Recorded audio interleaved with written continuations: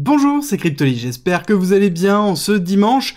Aujourd'hui, on se retrouve encore une fois pour un top. L'idée, c'est toujours de construire un portefeuille qui est performant et vous montrer qu'à partir de n'importe quelle conception, on peut arriver à structurer un portefeuille équilibré dans lequel on va avoir une gestion des risques, on va avoir des performances. L'idée, c'est d'essayer d'avoir des cryptos qui vont de x10 à x100 et d'avoir un équilibre au niveau des différents narratifs. Avant d'entamer réellement le top, je vous rappelle aussi le concept derrière en termes de perspective d'évolution. Chaque bullrun est différent, chaque bullrun va avoir des narratifs, mais chaque bullrun va avoir des expansions. Ça veut dire que le bullrun va évoluer en termes de market cap.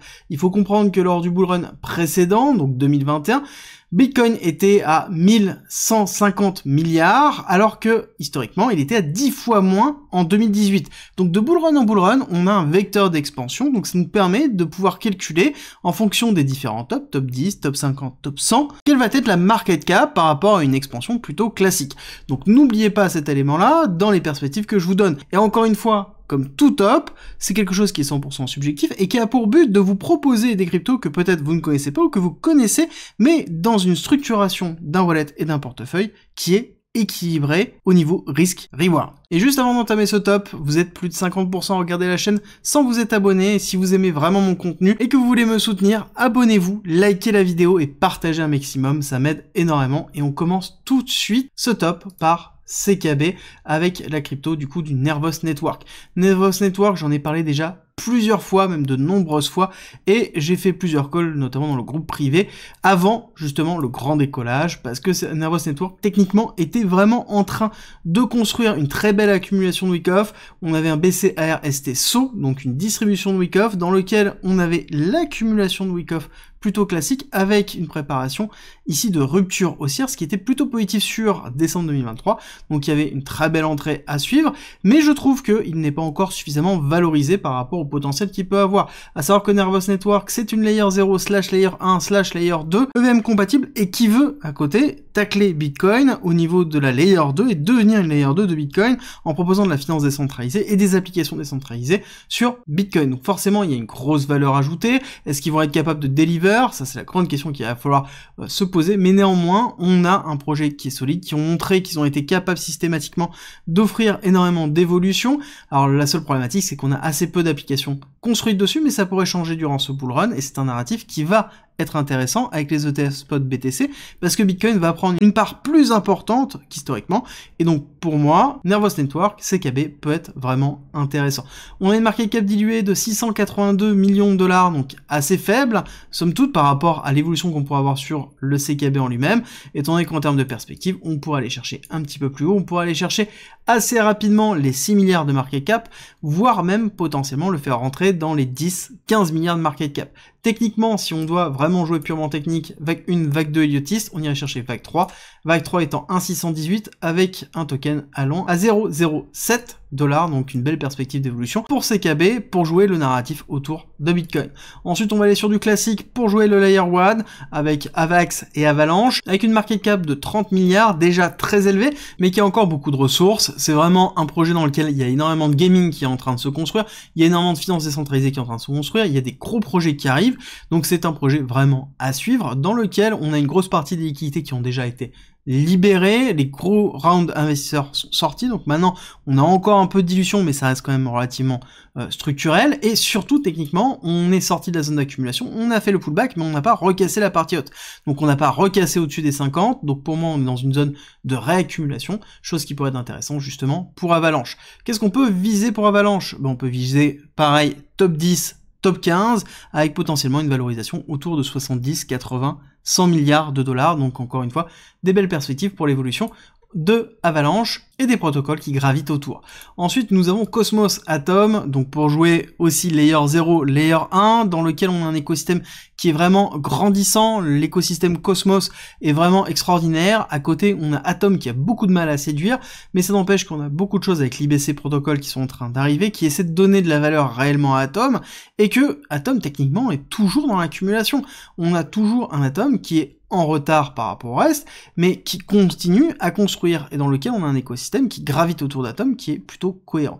Et c'est pour ça que pour moi, ça fait partie des actifs qui sont sous-cotés actuellement, avec une market cap de 4,6 milliards de dollars, market cap dilué, attention, dans lequel on a la possibilité de drainer beaucoup d'airdrops, et donc déjà de rentabiliser tout simplement les atomes. C'est certainement le moyen le plus simple de récupérer beaucoup d'airdrops. Il y a eu le Celestia, il y a eu le DIM, il y a eu plein d'airdrops dernièrement, et je pense que ça va continuer vraiment sur ce bull run. Donc il est intéressant d'avoir des atomes, de les stacker directement sur la blockchain Cosmos, et en termes de perspective, je pense qu'on peut aller chercher assez facilement les 50 milliards de dollars de market cap dilué, et voire même plus, parce que techniquement on n'a toujours pas cassé l'accumulation, et on pourrait très vite aller casser l'ATH ici, et voire même aller chercher un atome dans les alentours de 75 dollars pour la target théorique de 1,618 d'extension de Fibonacci plutôt classique. Ensuite on va avoir le gros, le lourd, le Solana, on est obligé de le mettre dedans avec Avalanche parce qu'on va jouer le narratif Solana, le narratif Ethereum Killer, le narratif Ethereum bis, si je devais dire. Actuellement, Solana est en train de prendre une place monumentale au niveau de l'écosystème, donc pour moi, Avalanche est le nouveau Solana, et le Solana est le nouvel Ethereum. D'accord, on est vraiment dans ce déplacement de liquidité, et c'est pour ça qu'il doit faire partie, pour moi, d'un portefeuille relativement équilibré. On a une market cap très élevée déjà, de 73 milliards de dollars, mais c'est quelque chose pour moi qui peut arriver assez facilement dans les 400-500 milliards de dollars, un peu ce que l'on a pu connaître sur Ethereum lors du précédent cycle, et avoir un Solana, du coup, qui performe énormément. On a un écosystème qui est juste énorme, en pleine réaccumulation. Actuellement, on vient de sortir de la grosse zone d'accumulation, on est sorti ici des 9 dollars, j'étais un des rares à vous dire achetez Solana à 9 dollars, vous inquiétez pas, ça va repartir l'écosystème. Il y a beaucoup de monde qui sont en train de construire dessus. Bon, on l'a vu, il y a plein de choses qui sont en train de sortir, et je pense que c'est que le début, et on va avoir, si on a une vague de pure NFT, ça va être Solana qui va partir en flèche, et l'écosystème de Solana, donc c'est vraiment à surveiller. Justement, dans le groupe privé, on est en train de travailler beaucoup sur l'écosystème Solana, parce qu'il y a beaucoup de perles dedans, il faut juste arriver bien à les trouver, ces petites pépites. Et on passe à Radiant Capital. Alors avant de parler de Radiant Capital, je vous ai mis une petite surprise en commentaire en description, dans laquelle vous allez pouvoir retrouver les éléments clés à connaître et à appliquer pour investir en crypto, surtout dans cette phase de bull run. Vous allez voir que c'est très important et très intéressant. Et je vous explique pourquoi c'est le bon moment et qu'il n'est pas trop tard. Peu importe la capitalisation des cryptos, il faut comprendre justement ce qui est en train de se passer, même pour ceux qui attendent éternellement un retracement. Tout est disponible en commentaire en description et c'est gratuit. Et on continue avec Radiant Capital.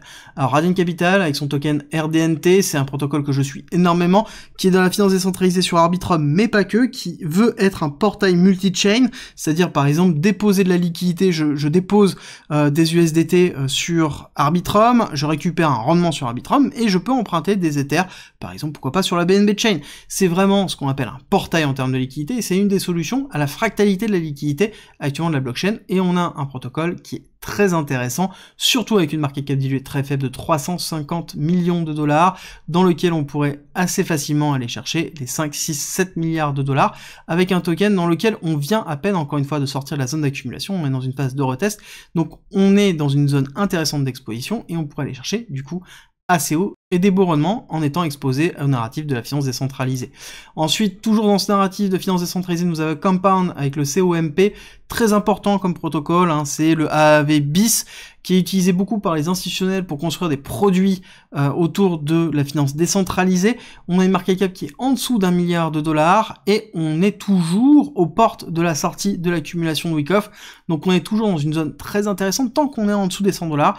Donc pour moi, c'est vraiment une zone de renforcement qui est très important si on veut s'exposer à ce type d'actifs et qu'on a loupé certains actifs comme par exemple le AAV. Au niveau des perspectives, on peut aller chercher la market cap à minima du AAV lors du précédent bull run, et je pense qu'on peut aller encore plus haut, on peut aller faire un x20, x25. On continue avec AXL, la crypto d'Axelar.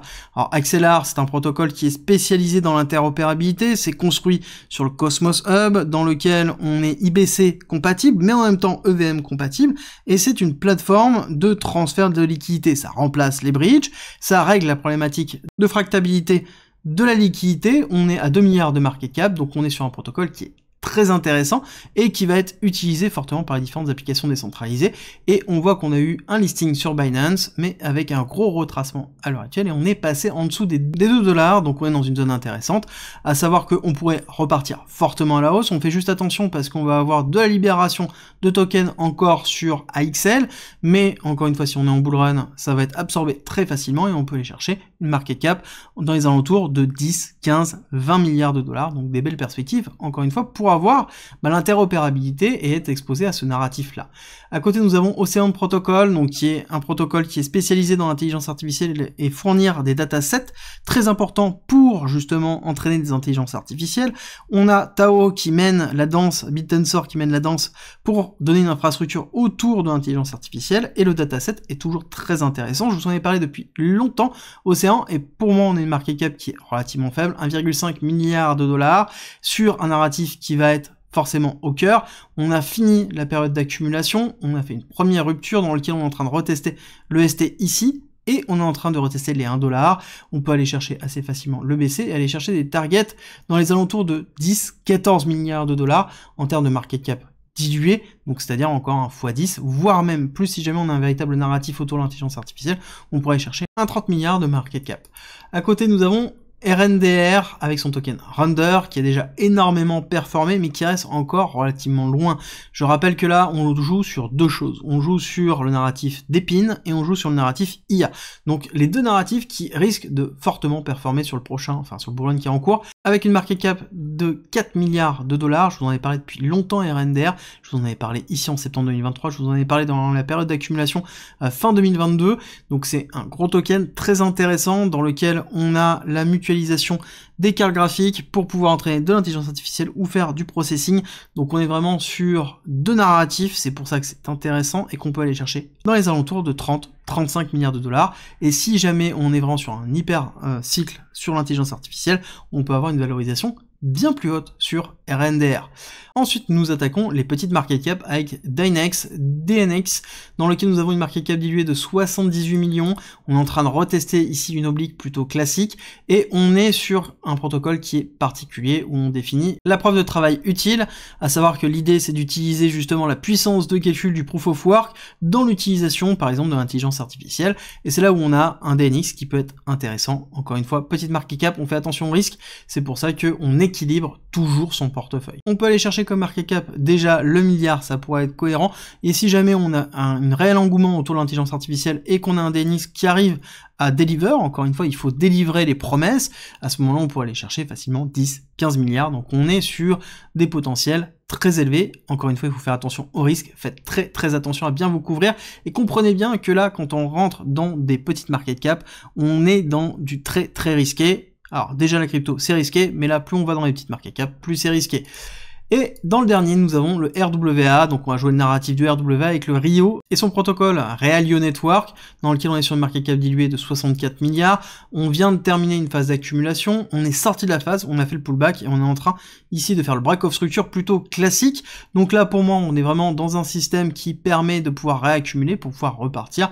Donc on a un narratif, on a une petite market cap, on a un projet qui est très intéressant autour de la tokenisation, et on sait que le Real World Asset va avoir une importance dans ce bull run. Est-ce qu'on va avoir une valorisation des tokens du RWA? C'est la grande question qu'il va falloir se poser. Je vous invite à regarder notamment la vidéo que j'avais faite sur le RWA et l'importance du RWA à venir dans les prochains cycles. J'espère que la construction de ce portefeuille vous a plu. Si c'est le cas, n'hésitez pas à me le dire en commentaire. Si vous voulez voir d'autres cryptos dedans, n'hésitez pas à me proposer les vôtres. Je les étudierai et je verrai comment les incorporer dans un portefeuille complet. Et vous allez voir que c'est toujours très intéressant. Il y a toujours une multiplicité de moyens de faire. Il n'y a pas une seule crypto qui réussit. Il y en a une multitude. À vous de construire votre propre portefeuille en vous inspirant de tous les portefeuilles qui peuvent exister. Vous allez voir que c'est un véritable plaisir. Je vous souhaite à tous et toutes un très bon dimanche et on se retrouve très vite pour une nouvelle vidéo.